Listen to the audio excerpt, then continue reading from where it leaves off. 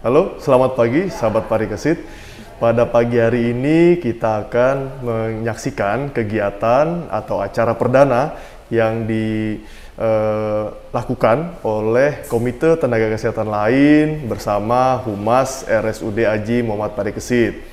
Nah, pada pagi hari ini kita akan sama-sama mengenal lebih jauh lagi salah satu tenaga kesehatan lain atau salah satu profesi yang ada di RSUD Aji Muhammad Parikesit. Seperti yang kita ketahui, di rumah sakit itu banyak sekali tenaga kesehatan, dan bukan hanya tenaga dokter dan perawat, tetapi ada tenaga kesehatan yang lainnya. Nah, pada kegiatan pada pagi hari ini, saya selaku Ketua Komite Tenaga Kesehatan lain akan bersama-sama kita akan menjelaskan atau memperkenalkan kepada sahabat Parikesit semua salah satu tenaga kesehatan yang ada, yaitu terapis wicara. Nah, pada pagi hari ini kita sudah bersama salah satu tenaga kesehatan terapis wicara yang ada, yaitu Silmi Atia Anissa. Nah, Silmi adalah terapis wicara yang saat ini masih baru bergabung di RSUD Aji Muhammad Parikesit. Pagi hari ini Silmi akan menjelaskan berbagai macam pelayanan, apa saja yang bisa dilakukan, apa saja yang diberikan kepada pasien yang berobat ke RSUD Aji Muhammad Parikesit. Oke, baik, saya mau menyapa Silmi dulu nih pagi ini. Silmi, bagaimana kabarnya? Halo Kak, Alhamdulillah baik. Baik ya, iya.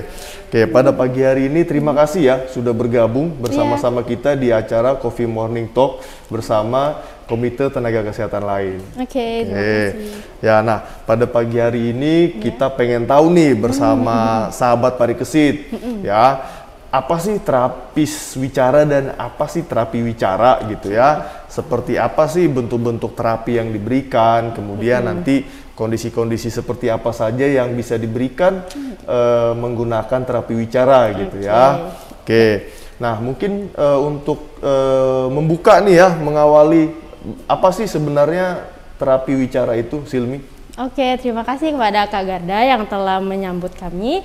Nah, jadi di sini di Rumah Sakit Aji Muhammad Parikesit sekarang sudah ada layanan baru, yaitu layanan terapi wicara di instalasi rehabilitasi medik. Jadi bagi warga Kota Kartanegara yang membutuhkan layanan terapi wicara, tidak perlu jauh-jauh lagi ke kota-kota lain, karena kami sudah mempunyai tenaga terapis wicara di sini. Nah, jadi apa sih tenaga terapis wicara itu?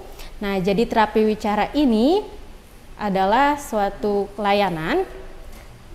Jadi terapi wicara adalah suatu layanan dalam rehabilitasi medik di mana kami menangani pada pasien gangguan komunikasi dan gangguan menelan. Jadi terapi wicara adalah menangani kasus-kasus tersebut. Jika orang-orang tahu nih Kak, kalau terapi wicara, oh berarti buat anak gangguan bicara atau apa. Jadi sebenarnya nggak cuman itu nih Kak. Jadi semua masalah komunikasi akan ditangani di terapi wicara. Seperti itu. Seperti itu ya. Iya. Jadi semua gangguan komunikasi. Iya benar. Misalnya contohnya apa nih, Sil? Jadi kalau misalnya di terapi wicara ini ada bidang garap tertentu Kak. Jadi yang pertama ada bahasa. Nah, jadi kalau misalnya pada kasus anak-anak ya, anak-anak belum bicara, terlambat untuk berkomunikasi. Nah, itu biasanya ada gangguan pada bahasanya nih Kak. Jadi nggak cuma gangguan pada bicaranya aja. Jadi orang-orang taunya, oh belum bisa ngomong nih, berarti masalah di bicaranya. Oh ternyata setelah kita cari tahu masalah di bahasanya juga, karena belum ada konsep bahasa di otaknya. Dia belum punya perbendaharaan bahasa yang baik seperti itu, makanya ia belum bisa berbicara. Nah, kemudian juga pada kasus-kasus dewasa seperti post-stroke. Nah, biasanya pada kasus post-stroke ada kondisi tertentu yang menyebabkan dia tidak bisa berbicara atau tidak bisa mengeluarkan bahasa lagi. Nah, itu kami tangani. Jadi ada permasalahan bahasa, permasalahan bicara, kemudian kemudian ada lagi nih Kak, permasalahan suara. Oke. Nah, jadi kalau misalnya teman-teman atau sahabat parikesit ada permasalahan suara seperti suara terlalu nyaring, suara terlalu rendah, nadanya rendah, nada terlalu tinggi, atau laki-laki yang suaranya agak seperti perempuan, perempuan suaranya seperti laki-laki. Nah, itu sebenarnya bisa ditangani nih Kak di terapi wicara. Oh, begitu. Cuman kebanyakan masyarakat belum tahu nih, oh ternyata kayak gitu bisa diterapi ya. Oh, Ya, iya. jadi itu bisa diterapi seperti itu. Iya. Emang biasanya kalau di rumah sakit itu kondisi misalnya habis operasi pengangkatan laring atau tracheostomi, nah itu pasti ada gangguan di suaranya karena menyebabkan pita suaranya bermasalah gitu kan Kak ya. Nah terus ada suara, kan tadi bahasa, bicara, suara, kemudian ada namanya resonansi nih Kak. Oke. Resonansi itu misalnya suaranya terlalu bindeng. Nah, kalau orang-orang ngomongnya bindeng ya Kak ya. Ya. Nah, jadi suara bindeng kayak gitu. Nah, itu bisa juga diterapi biar suaranya itu nggak bindeng lagi, normal seperti orang-orang kebanyakan seperti itu. Nah, kemudian ada lagi nih Kak yang cukup familiar. Namanya adalah gangguan irama kelancaran. Oh, Nah, seperti apa tuh? Nah, gangguan irama kelancaran itu misalnya contohnya nih ada yang gagap. Nah, gagap ya kalau misalnya di terapi wicara itu namanya stuttering. Stuttering. Jadi ada gangguan pada irama kelancaran saat berbicara seperti itu. Bicaranya jadi gagap atau bicaranya terlalu cepat, terlalu lambat, bahkan kadang-kadang ada yang sampai latah seperti itu. Latah, Nah, ya. itu juga termasuk dalam aspek yang ditangani di terapi wicara. wicara, oke. Kemudian ada lagi nih Kak. Ada lagi? Ada lagi Oh, nih. Jadi banyak sekali ya banyak ternyata. sebenarnya. Cuman orang taunya gak bisa ngomong gitu doang Oh, ya. iya. Terus yang terakhir ada gangguan menelan juga. Nah, jadi kalau misalnya makannya anak ini bermasalah, nggak suka tekstur tertentu, atau menelannya jelek, kayak gitu. Nah, itu juga bisa ditangani di terapi wicara.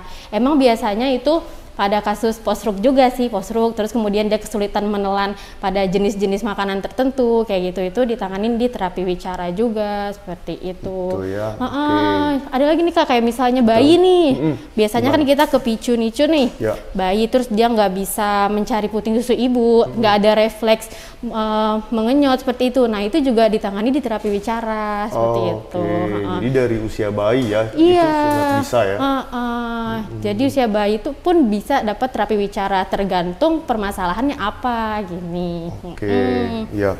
Nah yang menarik tadi, saya baru tahu tuh Silmi yang terkait apa ya, nada Iya. suara. Tadi itu menarik sekali, saya baru tahu tuh. Selama ini juga saya juga hanya taunya terapi wicara itu ya anak-anak berkebutuhan khusus yang mengalami speech delay gitu ya, Iya. atau gagap gitu. Tapi kalau nada suara gitu, itu ternyata saya baru tahu juga kalau memang bisa di apa ya, di treatment menggunakan pendekatan terapi wicara Benar gitu sekali. ya. Kalau Iya. kayak suara saya gini bisa nggak yang terlalu mungkin ngebas atau gimana di terapi wicara gitu bisa? Sebenarnya kalau kakaknya mau ya bisa, tapi Ya. itu selama tidak mengganggu dan selama itu merasa baik-baik saja ya tidak apa-apa. Oh Tapi, berarti harus ada kriteria ya. Iya, ada Maksudnya kriterianya. ketika seseorang ingin apa ya, kemampuan wicaranya itu diterapi, berarti juga harus ada kriteria atau Iya. situasi-situasi khusus untuk akhirnya memutuskan mengikuti terapi wicara gitu ya. Benar. Nah, salah satunya dari yang sudah tadi Silmi sebutkan, misalnya ketika itu sudah mengganggu gitu ya, mungkin Iya, mengganggu benar. keseharian. Iya. Kira-kira selain itu apa lagi? Jadi ketika ada pasien nih datang ke kami, ke terapi wicara, kami akan melakukan asesmen dulu nih Kak. Kita lakukan pemeriksaan dulu. Kira-kira misalnya dia suaranya dia mungkin mikirnya terlalu ngebas. Kita periksa nih gimana sih suaranya gitu. Terus ada pemeriksaan nih, itu yang menentukan ini dalam masih batas normal atau tidak seperti Oke. itu. Jadi pertama itu. Terus yang kedua kita lihat atau kita observasi dari keluarganya. Apakah memang ini mengganggu atau tidak gitu. Jadi kalau misalnya itu terlalu mengganggu, kami akan melakukan treatment seperti itu sampai misalnya orang ini maunya goalnya seperti apa. Jadi kita menentukan goal-goal, terus kami menentukan intervensi sesuai dengan goal tersebut seperti itu Kak. Jadi ngelihat lagi goalnya ya, Iya. yang seperti apa keinginan pasien ini tadi Iya, benar. mendapatkan terapi bicara itu dia pengennya seperti apa gitu ya. Iya. Oke, jadi patokannya tadi seperti itu. Iya benar. Soalnya saya ada pengalaman nih Kak, kayak suaranya dia cowok, suaranya terlalu tinggi, jadi terdengarnya cempreng kayak cewek gitu. Oh, cempreng. Karena nadanya terlalu tinggi kan. Karena itu nanti berhubungan juga dengan pita suara nih Kak. Oh, berpengaruh juga ya karena, sama organ. Benar. Jadi kita lihat juga dari organnya. Jadi kalau misalnya datang organ mulutnya seperti apa, pita suaranya seperti apa, seperti itu. Jadi kita lihat nih permasalahannya di mana. Karena kalau kita tahu permasalahan di mana, kita akan mudah melakukan apa sih intervensi yang tepat seperti itu. Iya. Oke, jadi apa situasi atau kondisi gitu ya untuk bisa mengikuti terapi wicara itu tidak segampang hanya tidak bisa bicara gitu ya, tetapi juga akan dilakukan pemeriksaan, proses asesmen untuk melihat secara organ pun juga akan dilihat ya, gitu, untuk bisa diberikan atau diterapkan teknik terapi wicara yang tepat sesuai dengan keluhan dan goal atau tujuan yang diinginkan tadi ya. Nah, kasus yang terjadi di lapangan gitu ya, yang mungkin paling banyak Silmi temui gitu ya dari experience-nya sebagai terapis wicara itu kondisi yang seperti apa saja? Jadi Kak, dari kondisi yang paling terjadi yang paling sering ya, yang paling sering. Untuk saat ini nih Kak, terutama saat pandemi nih, banyak banget anak-anak sih Kak, banyak banget anak-anak. Nah itu permasalahannya adalah speech delay biasa. Jadi kalau sebelum pandemi, kami menangani biasanya emang punya permasalahan seperti autism atau CP, cerebral palsy, atau memang ada sindroma-sindroma tertentu yang membutuhkan terapi wicara. Tapi setelah pandemi ini, anak-anak normal pun kami mentreatment banyak anak-anak normal seperti itu. Jadi permasalahannya itu adalah karena pandemi, kemudian penggunaan gadget berlebih. Jadi anaknya distimulus dengan gadget terus, orang tuanya tidak menemani. Nah itu menyebabkan keterlambatan bicara juga Kak.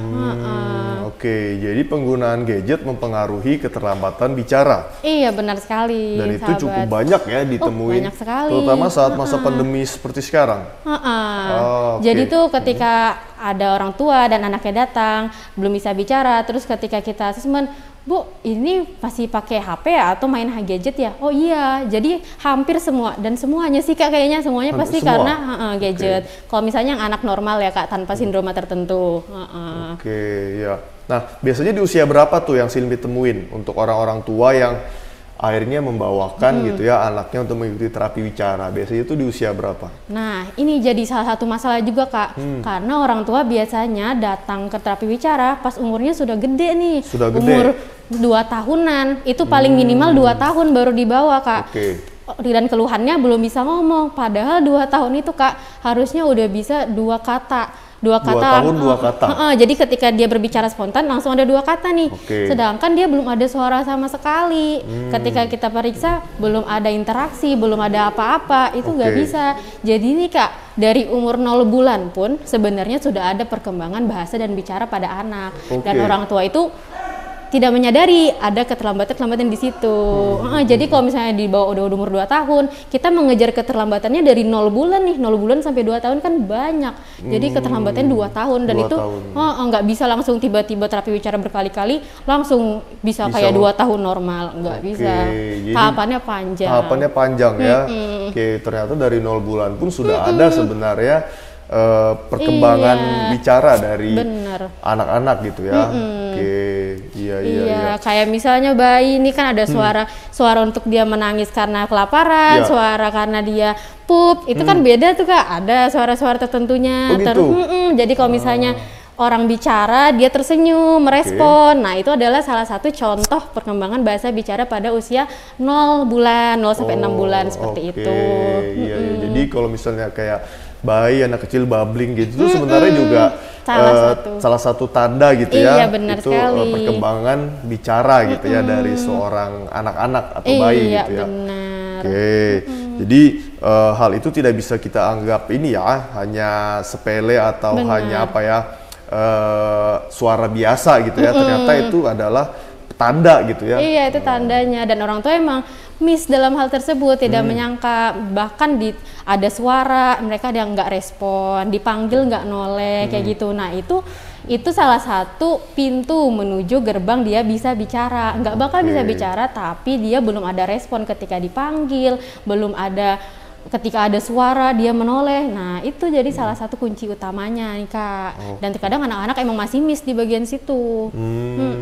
Suka miss ya, suka tidak apa ya, mungkin karena kurang paham kali ya. Iya, mungkin ya. iya. Jadi emang kurangnya pengetahuan juga dari orang tua misalnya. Apalagi kalau memangnya sindroma tertentu seperti autism kan memang kalau misalnya dipanggil nggak ada respon nih kayak ya. Betul.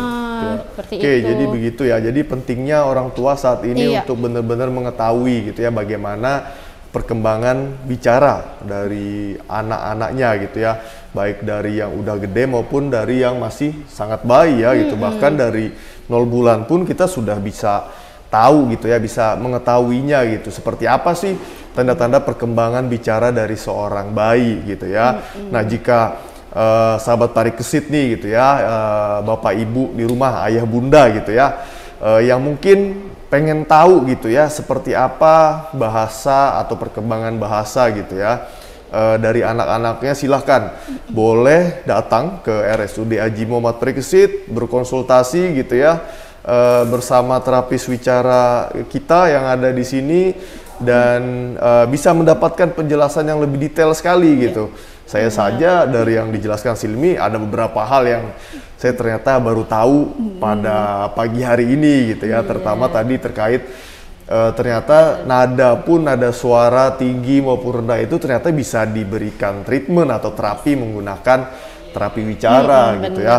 Sangat menarik, dan memang di kasus-kasus yang juga saya tangani nih Silmi juga memang tidak sedikit juga memang yang memang punya bermasalah secara wicara gitu ya, atau bicara gitu ya, dan memang secara pengetahuan dari orang tua atau pasien ini juga terkadang masih minim gitu ya gitu. Nah, salah satunya saya punya tuh pasien dewasa, dia gagap gitu ya, gagap, dan memang kan seperti yang kita ketahui gagap atau apa, stuttering ya. Iya, stuttering. Nah, stuttering tadi itu kan banyak faktor yang mengakibatkan gitu ya. Salah satunya mungkin karena faktor tadinya ada kelainan dari organ bicaranya gitu ya, ataupun juga perkembangan dari perkembangan atau gangguan dari faktor syaraf bisa juga ataupun kondisi psikologis ya. Gitu. Jadi semua sisi gitu ya, itu penting untuk kita lihat, untuk kita periksakan ya Silmi ya, agar kita bisa tahu nih penyebab utama dari permasalahan wicara itu apa gitu ya. Dan setelah kita tahu ya, kita bisa memberikan treatment yang tepat gitu ya. Menarik sekali gitu ya. Apa yang bisa dilakukan oleh terapis wicara yang ada di RSUD Haji Muhammad Parikesit. Nah, jadinya kita lebih mengenal gitu ya sahabat parikesit seperti apa gitu ya, dan apa saja yang bisa diberikan oleh terapis wicara yang ada di fasilitas kesehatan seperti itu. Nah, kalau boleh tahu nih Silmi, nah kan mungkin sahabat parikesit juga yang ada di rumah atau yang menyaksikan nih juga pengen tahu layanan terapi wicara di Rumah Sakit Haji Muhammad Parikesit ini diberikan gitu ya, atau pelayanannya itu tuh setiap hari apa saja gitu ya, dan jamnya itu jam berapa seperti itu. Iya, jadi ayah bunda sahabat parikesit semua, layanan terapi wicara di Rumah Sakit Haji Muhammad Parikesit kami buka dari setiap hari Senin hingga Jumat dari jam 8 pagi sampai jam setengah 4 sore. Nah, jadi kami buka nih setiap hari kerja nih Kak. Jadi sahabat parikesit yang ingin konsultasi bisa datang langsung, tidak perlu jauh-jauh ke kota lain lagi karena kami mempunyai layanannya seperti itu. Iya. Setiap hari ya? Setiap hari dari jam tadi 8. Jam 8 sampai jam setengah 4 gitu ya. Bisa dilayani menggunakan jaminan BPJS maupun umum juga ya gitu. Nah, untuk alurnya sendiri bisa dijelasin nggak Silmi bagaimana alur biar sahabat parikesit di rumah gitu ya tahu dan bisa mendapatkan layanan terapi wicara di rumah sakit? Boleh nih. Jadi kalau misalnya orang tua sahabat semua ingin mendapatkan jalur BPJS, jadi pertama dari vaskes pertama dulu nih, misalnya dari puskesmas atau dari klinik, bikin rujukan. Misalnya yang mau dirujuk nih anaknya, jadi minta rujukan dari puskesmas ke dokter anak dulu. Jadi dokter anak di Parikesit. Kemudian sudah nih dapat rujukan, kemudian datang ke dokter anak. Setelah datang ke dokter anak, nanti akan dirujuk lagi ke instalasi rehabilitasi medik. Nah, ketika sudah di instalasi rehabilitasi medis, akan bertemu dengan dokter rehab kami. Nah, nanti dokter rehab akan membuatkan jadwal kapan nih akan ketemu terapi wicara, pada hari apa, jam berapa. Karena jadwal akan menyesuaikan juga dengan pasien-pasien yang lain, seperti itu Kak. Nah, jadi setelah itu udah selesai, udah deh dapat layanan terapi wicara. Jadi seperti itu ya sahabat Parikesit. Jadi sahabat Parikesit harus meminta rujukan dari puskesmas atau klinik gitu ya. Kemudian tujuannya misalnya ke poli anak gitu. Kemudian dari poli anak akan mengkonsultasikan pasien gitu ya ke poli rehabilitasi medik atau spesialis rehabilitasi medik. Kemudian akan dibikinkan jadwal untuk bisa terapi bersama terapis wicara seperti itu. Jadi itu untuk pengguna BPJS sahabat Parikesit.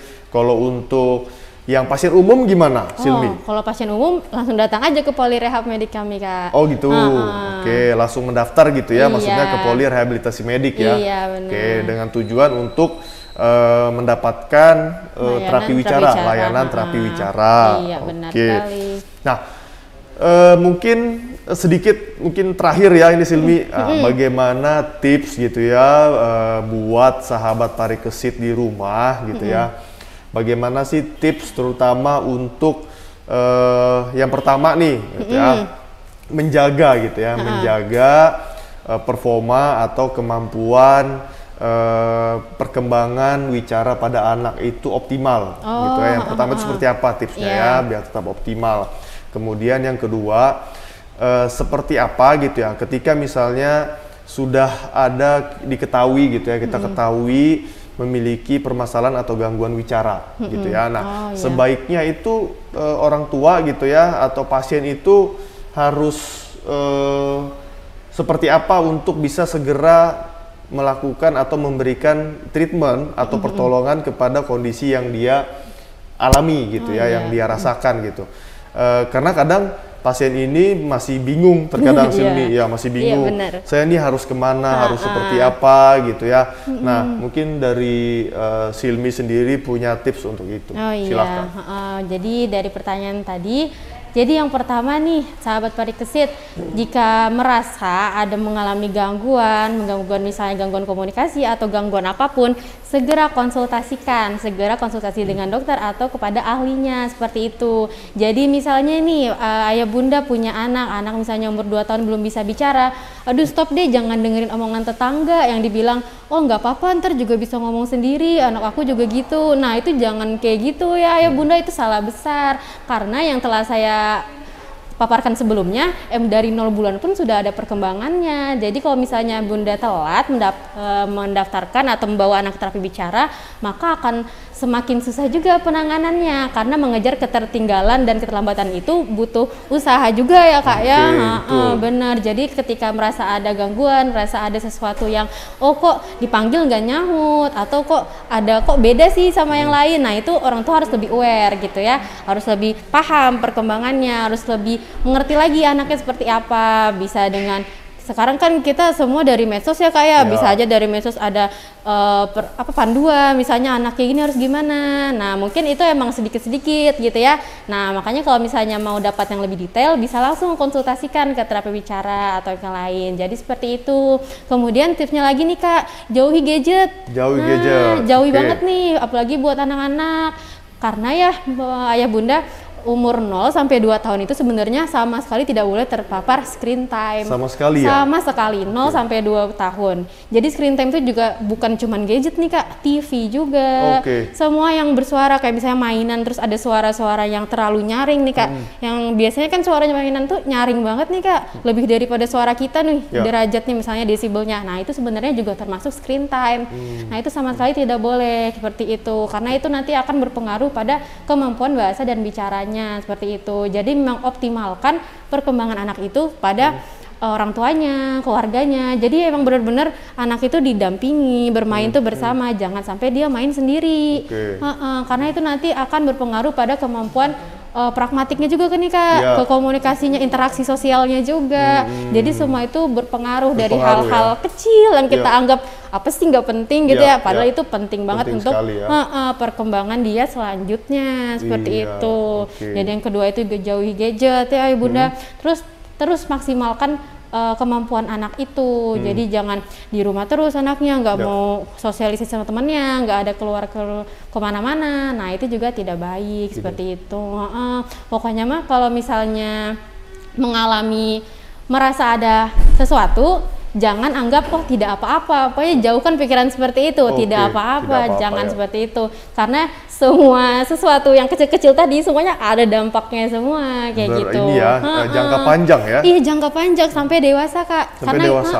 Gini Kak, kalau misalnya ada riwayat speech delay ya Kak ya, keterlambatan bicara, nanti akan berpengaruh ke akademiknya juga nih. Oke. Jadi ada nih pasien saya nih Kak, dia udah usia SD nih 9 tahun, 10 tahun, tapi dia masih kelas 2 SD. Karena dia nggak bisa ngikuti pelajaran di sekolah. Dan akibat lainnya dia jadi malu sama temennya juga, ada minder juga. Nah itu ternyata setelah kita observasi, kita asesmen, ternyata emang ada riwayat speech delay. 2 tahun belum bisa ngomong. 2 tahun ya. Jadi dibiarkan tuh Kak, dibiarkan ketika usia sekolah datang, oh kok anak saya nggak bisa ngikut pelajaran ya.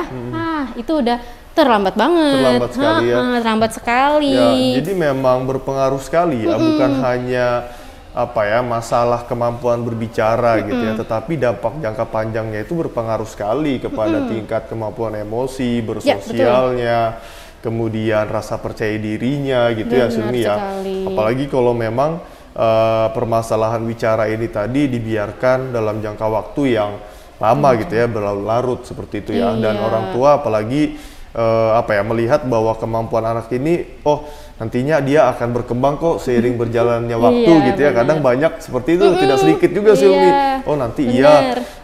Nanti dia akan ngomong kok, soalnya sama kayak misalnya ayahnya gitu ya, atau saudaranya juga terlambat ngomong gitu ya, bicara. Jadi terkadang banyak pasien yang membiarkan atau orang tua yang membiarkan kondisi seperti tadi gitu ya, berlarut-larut. Tapi ternyata memiliki dampak jangka panjangnya tadi kan, seperti itu. Karena kan tiap anak juga beda ya Kak perkembangannya. Beda, jadi nggak bisa menyamakan, anak tetangga nggak apa-apa nih, umur segini belum bisa. Belum tentu di anak ibu ternyata sama juga kasusnya. Bisa aja lebih parah atau ada sesuatu nih yang menghambat. Nah sesuatu itu yang harus segera kita perbaiki. Ya. Oke. Nah seperti itu tadi sahabat parikesit, tips dari terapis wicara yang ada di RSUD Haji Muhammad Parikesit gitu ya. Nah kalau misalnya sahabat parikesit ingin ada yang ditanyakan lebih lanjut gitu ya, silahkan nanti bisa langsung datang ke rumah sakit parikesit gitu ya, mendaftarkan diri, kemudian bisa langsung berkonsultasi ataupun nanti bisa mengikuti terapinya seperti itu. Oke. Baik, Silmi, sangat menarik penjelasannya gitu ya, pemaparannya terkait seperti apa, bagaimana terapi wicara itu diberikan gitu ya kepada pasien-pasien yang mengalami gangguan atau masalah bicara gitu ya. Oke, baik, sangat menarik dan saya juga ternyata beberapa hal baru tahu gitu ya, hal-hal yang dijelaskan terkait terapi wicara, kondisinya itu juga ternyata saya baru tahu gitu ya.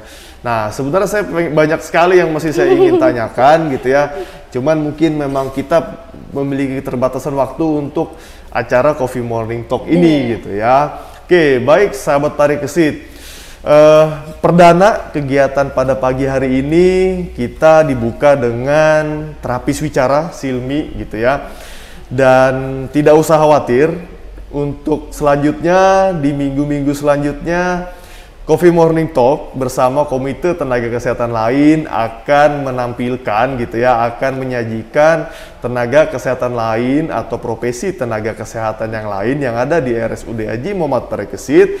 Kita akan bersama-sama mengetahui gitu ya, kita akan membahas seperti apa layanan yang mereka berikan, kemudian juga apa saja yang bisa diatasi menggunakan layanan yang mereka berikan, dan nanti kita juga akan akhirnya bisa lebih tahu gitu ya beragam layanan yang ada di RSUD Haji Muhammad Parikesit. Oke, Silmi, sekali lagi terima kasih sudah membersamai kegiatan Coffee Morning Talk pada pagi hari ini.